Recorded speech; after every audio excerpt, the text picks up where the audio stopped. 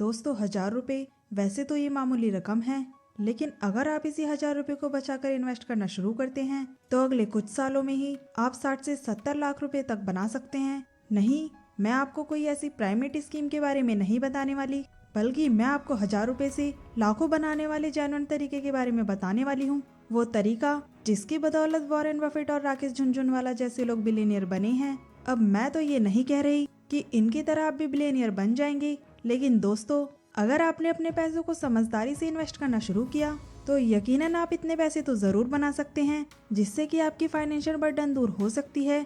अगर आपके पास इन्वेस्ट करने के लिए महीने के 1000 रुपये भी हैं और आप अभी अपने 20s में हैं तो आप अभी से इन्वेस्ट करके अपना फ्यूचर सिक्योर कर सकते हैं।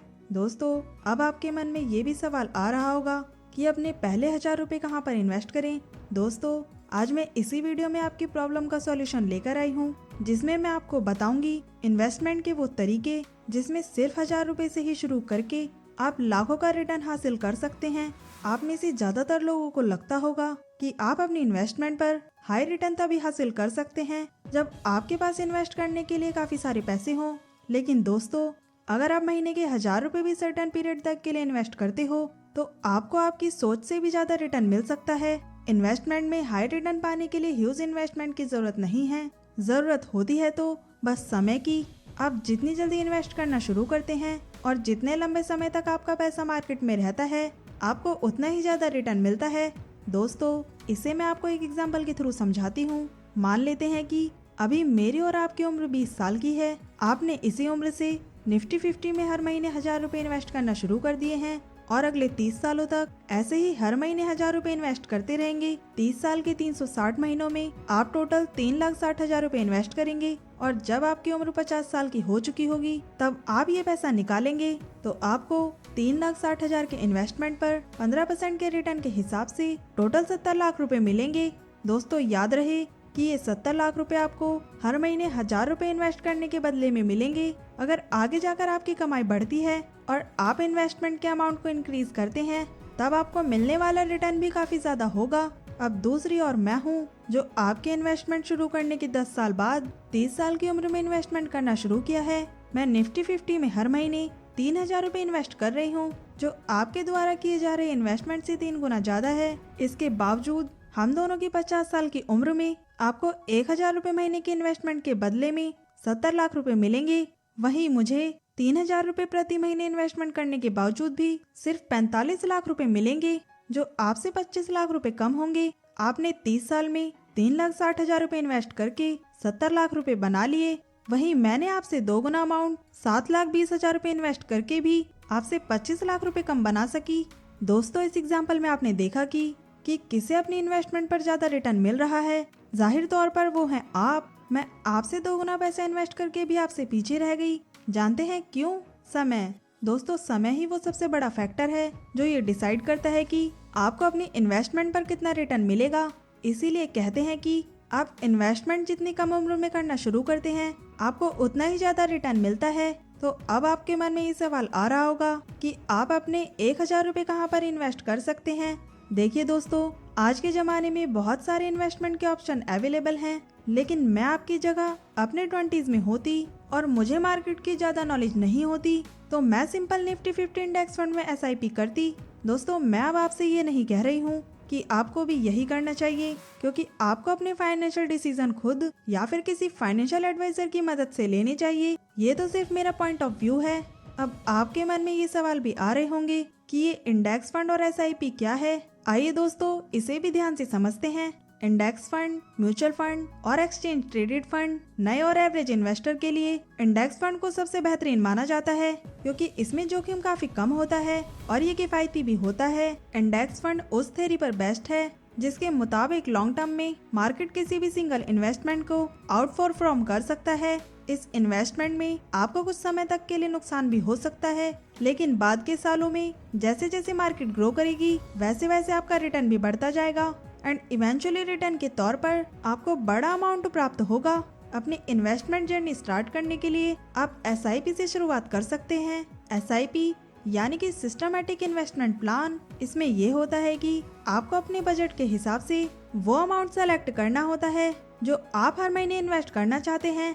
एक बार SIP शुरू हो जाने के बाद बैंक हर महीने आपके अकाउंट से फिक्स्ड अमाउंट डिडक्ट करके आपके द्वारा चुने गए फंड्स में इन्वेस्ट करता रहेगा। आप अपनी SIP डेली, वीकली, मंथली और क्वार्टरली के हिसाब से शुरू कर सकते हैं। आप अपनी SIP की शुरुआत 500 रुपए पर मंथ से भी कर सकते हैं। SIP आपको इन्वेस्टमेंट की पूरी फ्लेक्सिबिलिटी देती है। जब तक आपकी इनकम कंटिन्यू है तब तक आप भी अपनी SIP को कंटिन्यू कर सकते हैं, और जब आपके पास पैसों की थोड़ी सी कमी हो तब आप SIP को रोक भी सकते हैं या फिर पूरी तरह से बंद कर सकते हैं। इस फ्लेक्सिबिलिटी के बावजूद भी बहुत सारे लोग SIP शुरू करने से डरते हैं। वो सोचते हैं कि अगर किसी महीने के पैसे वो नहीं भर पाए तो फिर क्या होगा, कहीं उनकी SIP कैंसिल तो नहीं हो जाएगी, और SIP कैंसिल हो जाए तो फिर कहीं उनका सारा इन्वेस्टेड अमाउंट डूब ना जाए। दोस्तों, ये है SIP, ये किसी बैंक की EMI नहीं है। जो कि आपने नहीं भरा तो आपके ऊपर एक्शन लिया जा सकता है। अगर आपके बैंक अकाउंट में सफिशिएंट फंड नहीं है तो फिर आपकी SIP पेमेंट फेल हो जाएगी, लेकिन इस फेल पेमेंट की वजह से आपके ऊपर ना तो कोई पेनल्टी लगाई जाएगी और ना ही इसका असर आपके SIP पर पड़ेगा। हाँ, आपका bank electronic clearing service rejection के लिए कुछ फीस वसूल कर सकता है। अगर आपने पेमेंट मिस किया है तो फिर नेक्स्ट ड्यू डेट से पहले अपने बैंक अकाउंट में पैसा जमा कर लें। इस बार दोनों महीनों के पैसे एक साथ कट जाएंगे और आपकी SIP सिस्टमेटिकली चलती रहेगी। और आपको ये बात भी याद रखनी होगी कि अगर लगातार 4 महीने तक आपकी SIP पेमेंट फेल हुई तो फिर आपकी SIP कैंसिल हो जाएगी। लेकिन दोस्तों, अपनी फाइनेंशियल कंडीशन को समझने के लिए 4 महीने का समय काफी होता है। इन 4 महीनों के अंदर अगर आप फाइनेंशियली रिकवर कर सकते हैं तो फिर आप SIP भी कंटिन्यू कर सकते हैं, या फिर अगर आप SIP आगे बढ़ाने की स्थिति में नहीं है तो फिर इसे आप खुद भी स्टॉप कर सकते हैं। बाद में जब चाहे आप इसे शुरू भी कर सकते हैं। अगर आप किसी वजह से SIP को हमेशा के लिए बंद करना चाहते हैं तो आप वो करके अपने पैसे वापस भी हासिल कर सकते हैं। बहुत से लोग ऐसे भी हैं जो SIP तो शुरू कर लेते हैं लेकिन वो इसे लॉन्ग टर्म तक कंटिन्यू नहीं रख पाते। ऐसे लोग अक्सर मार्केट में होने वाले उतार चढ़ाव को देखकर घबरा जाते हैं। उन्हें ऐसा लगता है कि वो नुकसान में जा रहे हैं और उनका पैसा डूब रहा है। मार्केटिंग टर्म में इसे वॉलेटिलिटी कहते हैं। इस सिचुएशन में लोगों के इन्वेस्ट किए हुए पैसे कम होने लगते हैं, जिसे देखकर उन्हें लगता है कि उनका पैसा डूब रहा है, अब कहीं अपना पैसा और न डूब जाए। ऐसा सोचकर बहुत सारे लोग थोड़ा सा भी नुकसान होने पर अपने पैसे मार्केट से निकाल लेते हैं। अब जब वो अपने पैसे मार्केट से निकाल लेते हैं तब असल में उन्हें नुकसान होता है, क्योंकि उससे पहले उन्हें जो भी नुकसान दिख रहा था वो बस पेपर लॉस था, और ये भी मुमकिन था कि आने वाले कुछ सालों में वो बढ़ सकते थे। और लॉन्ग टर्म इन्वेस्टमेंट में अक्सर ऐसा होता भी है। शुरू के कुछ सालों में आपको नुकसान दिख सकता है, लेकिन अगर आपने सब्र से काम लिया तो फिर वही पैसा आपको कई गुना ज्यादा रिटर्न ला कर देगा। पेपर लॉस के बावजूद जिन्होंने अपनी SIP को कंटिन्यू रखा वो बाद के सालों में इवेंचुअली प्रॉफिट में आ जाते हैं, लेकिन जो लोग पेपर लॉस देखकर ही अपने पैसे निकाल लेते हैं उन्हें रियल लॉस हो जाता है, ना सिर्फ अपने इन्वेस्टेड अमाउंट पर बल्कि बाद के सालों में जो पोटेंशियल प्रॉफिट होने वाला था वो उनसे भी हाथ धो बैठते हैं। इन्वेस्टमेंट की दुनिया में वॉलेटिलिटी ही वो सबसे मेन फैक्टर है जिसकी वजह से ज्यादातर लोग इन्वेस्ट करने से डरते हैं।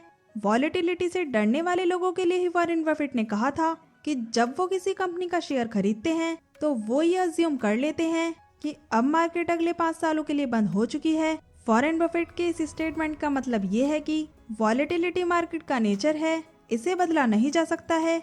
ऐसे में अगर आप इन्वेस्ट करने के तुरंत बाद से ही क्लोज मॉनिटरिंग करते रहते हैं और जरा सा भी नुकसान हो जाने पर घबराने लगते हैं तो फिर इन्वेस्टमेंट आपके लिए है ही नहीं, क्योंकि आप में सब्र नहीं है। एक बार आप इन्वेस्ट करते हैं तो फिर आपको सब्र से काम लेना होगा। थोड़े बहुत नुकसान होने पर भी आपको SIP कंटिन्यू रखना होगा और फिर आप देखना एक दिन आपके पास मोटी रकम जमा होगी। हाई रिटर्न्स पाने के लिए SIP कितनी इफेक्टिव है ये मैं आपको इस कैलकुलेशन के जरिए बताती हूँ।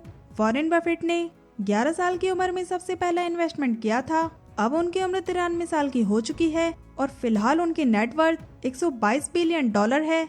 चलो मान लेते हैं कि अभी आपकी उम्र 20 साल की है। 20 साल की उम्र से ही आपने हर महीने 1000 रुपए इन्वेस्ट करना शुरू किया। अब 71 सालों तक ये SIP कंटिन्यू रखोगे। 71 साल बाद आपकी उम्र होगी 91 साल। इतने सालों में आप 15% के इंटरेस्ट रेट पर टोटल 8,92,000 रुपए इन्वेस्ट कर चुके होंगे। एंड दोस्तों, आपको पता है कि इतने इन्वेस्टमेंट पर आपको कितना रिटर्न मिलेगा?